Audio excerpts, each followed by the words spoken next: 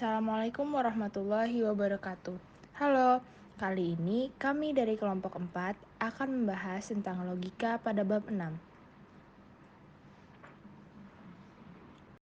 Masuk ke bagian pengantar, Aristoteles, filsuf terkenal, menyatakan bahwa logika merupakan alat bagi seluruh ilmu pengetahuan.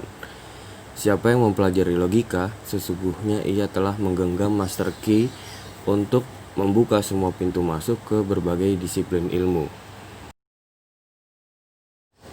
Lalu pada bab ini kita akan membahas yang pertama logika sebagai ilmu, yang kedua logika dan bahasa, yang ketiga materi dan bentuk pikiran, yang keempat hukum dasar logika, yang kelima jenis logika, yang keenam kategori, yang ketujuh predicable, dan yang terakhir kedelapan adalah klasifikasi. Masuk ke dalam materi yang pertama, yaitu logika sebagai ilmu. Secara etimologis, logika berasal dari kata logikos. Kata benda logos berarti sesuatu yang diutarakan, suatu pertimbangan akal, kata, percakapan, dan ungkapan lewat bahasa.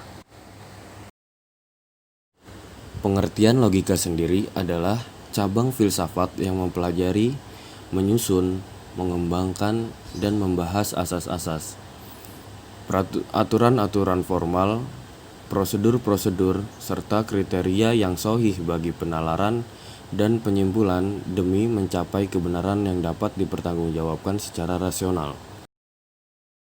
Thales adalah filsuf pertama yang mengembangkan logika. Ia memperkenalkan logika induktif. Penalaran induktif yang dilakukan Thales adalah sebagai berikut. Air adalah jiwa tumbuh-tumbuhan. Air adalah jiwa hewan. Air adalah jiwa manusia. Air jugalah uap. Air jugalah es. Kesimpulan yang didapat yaitu air adalah jiwa dari segala sesuatu, yang berarti air adalah alam semesta. Aristoteles adalah filsuf yang pertama kali menjadikan logika sebagai ilmu, disebut sebagai logika scientia. Aristoteles mewariskan kepada murid-muridnya buku To Organon yang dirinci menjadi 6 buku, yaitu yang pertama Kategoria, tentang pengertian. Yang kedua De Interpretatione, tentang keputusan. Yang ketiga Analytica Posteriora, tentang pembuktian. Yang keempat Analytica Priora, tentang silogisme. Yang kelima Topika, tentang argumentasi dan metode berdebat. Yang keenam The Sophistic Analysis, tentang kesesatan. Materi yang kedua adalah logika dan bahasa. Logika membahas proses penalaran dan isi pikiran yang senantiasa bersangkut paut dengan bahasa. Bahasa sebagai alat bernalar dan tanda untuk mengungkapkan isi pikiran memiliki keterbatasan. Kesulitan itu sering kita alami ketika sedang berpikir. Oleh karena itu, bahasa bagi logika harus tetap terbuka untuk disempurnakan. Materi yang ketiga adalah materi dan bentuk pikiran. 1.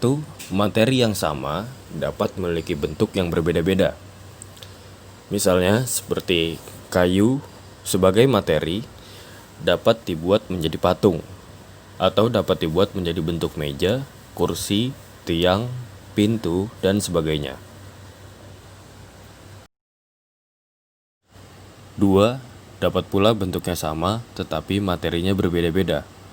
Misalnya 3 buah patung kuda serupa, tetapi yang satu materinya dari kayu, yang kedua materinya dari tanah liat, sedangkan yang ketiga materinya dari batu. Pikiran yang digunakan dalam penalaran dan yang diungkapkan lewat bahasa juga memiliki materi dan bentuk. Bentuk dapat benar atau salah, demikian pula materi. Contohnya, semua manusia adalah pohon. Dari segi bentuk proposisi kalimat tersebut benar. Bentuknya disebut universal afirmatif. Akan tetapi, materinya tidak benar karena tidak seorang pun manusia adalah pohon. Logika yang membahas kebenaran bentuk disebut logika formal atau formal logic. Sedangkan logika yang membahas kebenaran materi disebut logika material atau material logic. Masuk ke materi keempat, yaitu hukum dasar logika. Yang dimaksud dengan hukum dasar logika ialah kebenaran umum yang berlaku dalam bidang logika sebagai patokan berpikir atau kaidah pemikiran. John Stuart Mill menyebutnya sebagai postulat universal penalaran atau universal postulates of all reasonings. Frederick Weberweg menamainya aksioma inferensi atau axioms of inference. Postulat universal penalaran atau aksioma inferensi itu ada 4 jenis. 3 yang pertama dirumuskan oleh Aristoteles, sedangkan yang keempat dirumuskan oleh Gottfried Wilhelm Leibniz.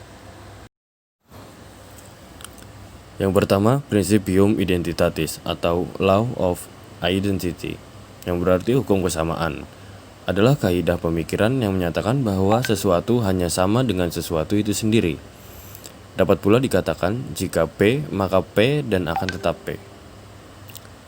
Yang kedua, Principium Contradictionis atau Law of Contradiction, yang berarti hukum kontradiksi, adalah mustahil ada sesuatu hal yang pada waktu yang bersamaan saling bertentangan. Dengan kata lain, dapat dikatakan bahwa tidak mungkin P pada waktu yang sama adalah P dan bukan P. Yang ketiga, Principium Exclusiterti atau Law of Excluded Middle, yang berarti hukum penyisian jalan tengah, adalah kaidah yang menjelaskan bahwa sesuatu mestilah P atau bukan P dan tidak ada kemungkinan ketiga sebagai jalan tengah.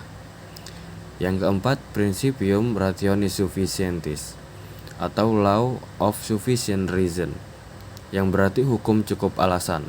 Ialah kaidah yang melengkapi hukum kesamaan atau Principium Identitatis.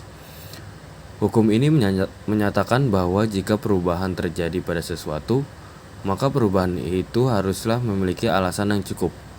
Hal itu berarti bahwa tidak ada perubahan yang terjadi begitu saja tanpa alasan rasional yang memadai sebagai penyebab perubahan itu.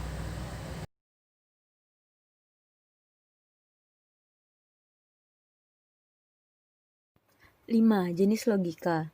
Logika dapat dikelompokkan berdasarkan beberapa aspek atau sudut pandang, yaitu berdasarkan sumber dari mana pengetahuan logika diperoleh, sejarah perkembangan, bentuk dan isi argumen, proses atau tata cara penyimpulan. 1. Sumber. Ditinjau dari sumbernya ada 2 macam logika, yakni logika alamiah dan logika ilmiah. Yang pertama, logika alamiah. Setiap manusia dari kodratnya memiliki jenis logika ini, justru karena ia adalah makhluk rasional. Sebagai makhluk rasional, ia dapat berpikir, bertindak, dan bersikap. Hukum-hukum logika yang dibawa sejak lahir ini memungkinkan manusia dapat bekerja dan bertindak, baik secara spontan maupun disengaja. Yang kedua, logika ilmiah. Jenis logika ini membekali manusia dengan prinsip, norma, dan teknik tertentu yang apabila dipatuhi secara sungguh-sungguh, maka ketepatan proses penalaran beserta keabsahan kesimpulan dapat dipertanggungjawabkan. Berbeda dengan logika alamiah yang didapat secara kodrat, logika ilmiah justru harus diperoleh dengan mempelajari dan menguasai hukum-hukum penalaran sebagaimana mestinya. 2. Sejarah perkembangan. Ditinjau dari segi pertumbuhan dan perkembangannya, logika biasanya dikenal dalam 2 jenis, logika klasik dan logika modern. A. Logika klasik. Logika pertama-tama disusun oleh Aristoteles, maka disebut juga logika Aristoteles atau logika tradisional. Namun, ia tidak menggunakan istilah logika, tetapi analitika dan dialektika. Analitika ini adalah penyelidikan terhadap argumen yang bertolak dari putusan yang benar, sedangkan dialektika adalah penyelidikan terhadap argumen yang bertolak dari putusan yang masih diragukan kebenarannya. Menurut Aristoteles, logika merupakan alat untuk mempraktekkan ilmu pengetahuan. Dengan perkataan lain, baginya logika adalah persiapan yang mendahului ilmu-ilmu. Baru kemudian, pada permulaan abad 3 Masehi, Alexander Aphrodisias mulai menggunakan istilah logika dengan arti seperti yang dikenal sekarang. Theophrastus menafsirkan pengertian tentang sebuah sifat asasi dari setiap kesimpulan. Porphyrius menambahkan satu bagian baru dalam pelajaran logika yang disebut eisegesis sebagai pengantar kategori yang membahas klasifikasi. Dengan demikian, logika menjadi 7 bagian. Tokoh logika pada zaman Islam adalah Al-Farabi. Ia menyalin dan memberi komentar atas 7 bagian logika dan menambahkan satu bagian baru sehingga menjadi 8 bagian. Petrus Hispanus menyusun pelajaran logika berbentuk sajak, dan bukunya itu menjadi buku dasar bagi pelajaran logika sampai abad ke-17. Ia yang mula-mula mempergunakan berbagai nama untuk sistem penyimpulan yang sah dalam perkaitan bentuk silogisme kategorik dalam sebuah sajak. Kumpulan sajak Petrus Hispanus mengenai logika ini bernama Sumulae. Francis Bacon melancarkan serangan sengketa terhadap logika dan menganjurkan penggunaan sistem induksi secara lebih luas. Gottfried Wilhelm von Leibniz menganjurkan penggantian pernyataan dengan simbol agar lebih umum sifatnya dan lebih mudah melakukan analisis. Leonhard Euler, seorang ahli matematika dan logika Swiss, melakukan pembahasan tentang term-term yang menggunakan lingkaran-lingkaran untuk melukiskan hubungan antar term yang terkenal dengan sebutan Circle Euler. John Stuart Mill pada tahun 1843 mempertemukan sistem induksi dengan sistem deduksi.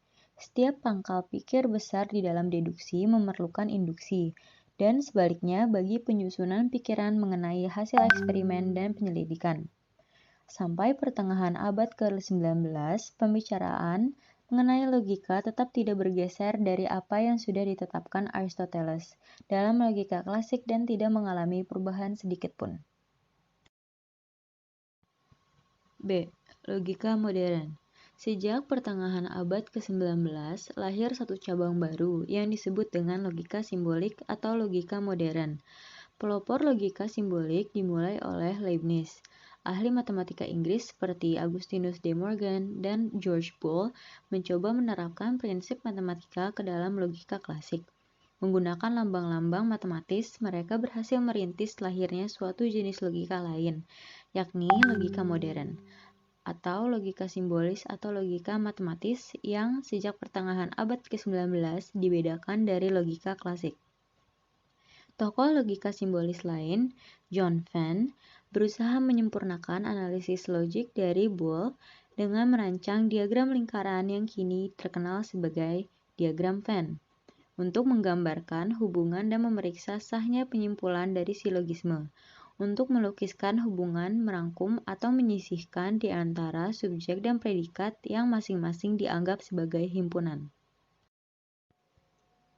Perkembangan logika simbolik mencapai puncaknya pada awal abad ke-20 dengan terbitnya 3 jilid karya tulis filsuf besar dari Inggris, Alfred North Whitehead dan Bertrand Arthur William Russell, berjudul Principia Mathematica. Karya tulis ini memberi dorongan besar bagi pertumbuhan logika simbolik. Di Indonesia, pada mulanya logika tidak pernah menjadi mata pelajaran pada perguruan umum. Pelajaran logika hanya dijumpai pada pesantren dan perguruan Islam dengan buku-buku berbahasa Arab. Sekarang, logika di Indonesia sudah mulai berkembang sesuai perkembangan logika pada umumnya yang mendasarkan pada perkembangan teori himpunan. Bentuk dan isi argumen. Argumen 1. Di atas dari segi isi benar karena semua proporsinya sesuai dengan kenyataan, tetapi dari segi bentuk argumen tersebut tidak sahih. Hal ini disebabkan karena kesimpulan, semua kambing adalah binatang. Argumen 2. Dari segi isi tidak benar karena semua proporsinya tidak sesuai dengan kenyataan. Namun dari segi bentuk argumen tersebut sungguh-sungguh sahih, atau dapat dikatakan bahwa proses penalaran yang tampaknya dari argumen 2 ini betul-betul tepat dan lurus. Argumen 3 dapat kita lihat bahwa di samping isinya tidak benar, atau semua proporsinya tidak sesuai dengan kenyataan, juga bentuknya tidak sahih, atau dasarnya Presimis, semua binatang mempunyai sayap dan semua motor mempunyai sayap, tidak dapat kita simpulkan bahwa semua motor adalah binatang. Argumen 4 merupakan argumen yang mengandung kebenaran isi dan kesahihan bentuk. Selain proporsi-proporsi yang sesuai dengan kenyataan, juga proses penalaran yang tercermin dari argumen-argumen tersebut sungguh tepat. Proses penyimpulan. Penyimpulan atau penalaran pada dasarnya merupakan suatu proses. Dalam proses itu, akal budi kita bergerak menuju suatu pengetahuan yang lama yang sudah dimiliki, menuju pengetahuan baru yang masih samar-samar. Proses penyimpulan itu dapat menempuh 3 jalan, yakni deduksi dan induksi dan abduksi. Jenis-jenis logika yang berbicara mengenai kedua proses penalaran itu masing-masing disebut logika deduktif dan logika induktif dan logika aduktif. Logika deduktif dan logika induktif. Logika deduktif secara khusus memperhatikan penalaran deduktif. Dalam penalaran ini, akal budi bertolak dari pengetahuan lama yang bersifat umum dan atas dasar itu menyimpulkan suatu pengetahuan baru yang bersifat khusus. Dan logika induktif berurusan dengan penalaran induktif. Tidak seperti dalam penalaran deduktif, dalam penalaran induktif akal budi justru beranjak dari pengetahuan lama mengenai sejumlah kasus sejenis yang bersifat khusus, individual, konkret, yang ditemukan dalam pengamalan indrawi, dan atas dasar itu menyimpulkan pengetahuan baru yang bersifat umum. Logika aduktif. Aduksi adalah penyimpangan dari keharusan penyimpulan deduksi maupun induksi. Aduksi merupakan metode penalaran yang menghasilkan hipotesis yang jika benar, maka kesimpulan itu akan menjelaskan suatu gejala tertentu. Jadi yang kelima ada kategori. Pengertian dari kategori adalah penguraian yang dilakukan secermat mungkin untuk mengenal atau memahami suatu keberadaan, baik sesuatu itu bersifat material maupun itu non-material. Sedangkan menurut KBBI, kategori ini berdefinisi bahwa kategori termasuk bagian dari klasifikasi, contohnya seperti pangkat, jabatan, golongan, dan lain sebagainya. Ternyata istilah kategori berasal dari bahasa Yunani. Nah, Aristoteles ini menggunakan istilah itu sebagai penjelasan rinci yang terdiri atas pengertian-pengertian tentang suatu keberadaan untuk pemahaman terhadap sesuatu itu. Menurut Aristoteles ada 10 kategori, yakni apakah zatnya, ini jawabannya seperti meja, kursi, rumah, negara. Lalu ada berapa jumlahnya? Ini jawabannya berupa jumlah. Lalu ada apa sifatnya? Seperti contohnya cantik, baik, indah, bagus, seperti itu. Lalu ada apa hubungannya? Ini berupa sifat keterhubungan ya, seperti Tuhan dengan hambanya, majikan dengan buruh, dan sebagainya. Lalu ada di mana, ini berupa keterangan tempat seperti di Jakarta, di dalam rumah, di luar. Lalu ada kapan, ini berupa keterangan waktu seperti kemarin, lusa, besok, sekarang, hari ini. Lalu apa tindakannya? Ini berupa seperti aktivitas, contohnya seperti meletakkan, membaca, mendorong. Lalu apa kedudukannya? Apa kedudukannya ini seperti kedudukan substansi. Lalu ada apa akibatnya? Ini jawabannya berupa kesenangan atau penderitaan. Lalu ada apa posisinya? Jawabannya berupa posisi substansi. Yang keenam adalah predikabel. Predikabel adalah pengertian-pengertian yang dinyatakan oleh predikat mengenai subjeknya. Ada bermacam-macam pengertian yang dinyatakan oleh predikat dalam hubungan dengan subjek. Menurut Aristoteles, ada 4 macam predikabel, yaitu genus atau jenis. Genus ini bisa kita bilang seperti kelompok yang lebih besar yang tersusun dari spesies. Jadi ada differentia, ciri pembeda, proprium atau sifat khusus, eksidentia atau sifat sampiran. Lalu sedangkan menurut Porphyrius membagi predikabel itu ke dalam 5 macam predikabel sebagai berikut. Genus, spesies atau kelompok yang lebih kecil yang berada di bawah genus, differentia, ciri pembeda, proprium, sifat khusus, dan eksidentia atau sifat sampiran. Nah, contohnya tadi kan genus adalah kelompok yang lebih besar yang tersusun dari spesies. Genusnya kita ambil contoh hewan, maka spesiesnya adalah manusia, kuda, kambing. Lalu manusia ini dibedakan dari kuda, kambing. Yang membedakannya adalah kita sebut dengan ciri pembeda atau diferentia yang tadi, yaitu berakal. Jadi manusia adalah hewan yang berakal. Perbedaan manusia dengan kuda, kambing itu adalah manusia berakal, ya. Lalu proprium merupakan akibat daripada sifat atau ciri-ciri yang dimilikinya.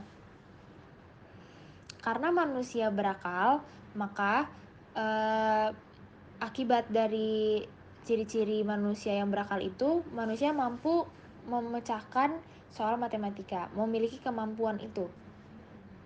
Lalu sedangkan eksidentia ini adalah atribut tambahan yang tidak termasuk ciri pembeda atau sifat atau akibat dari sifat yang dimiliki. Jadi berbeda dengan pengertian diferentia atau proprium.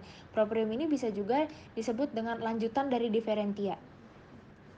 Nah, tapi eksidentia ini hanyalah sebagai tambahan yang tidak menyebabkan perbedaan pokok. Contohnya, manusia berambut pirang, manusia berambut hitam. Andai kata ada orang yang dicukur, habis nih rambutnya, ia tetap manusia.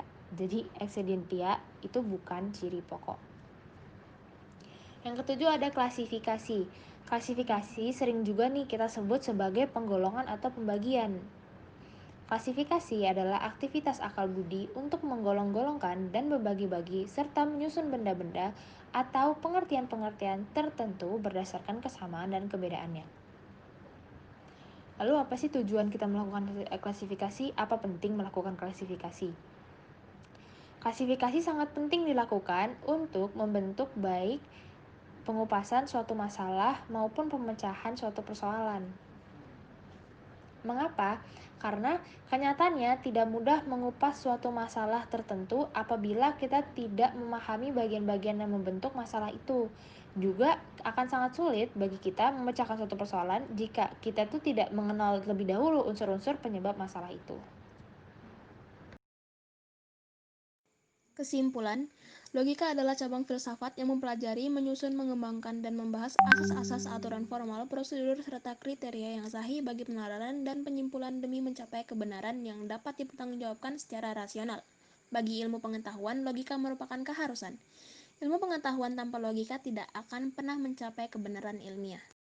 Logika memiliki objek formal dan material. Objek material ilmu logika adalah manusia itu sendiri, dan objek formal logika adalah kegiatan akal budi. Logika dapat dikelompokkan berdasarkan beberapa aspek atau sudut pandang, seperti berdasarkan sumber dari mana pengetahuan logika diperoleh, sejarah, perkembangan, bentuk dan isi argumen, dan proses atau tata cara penyimpulan.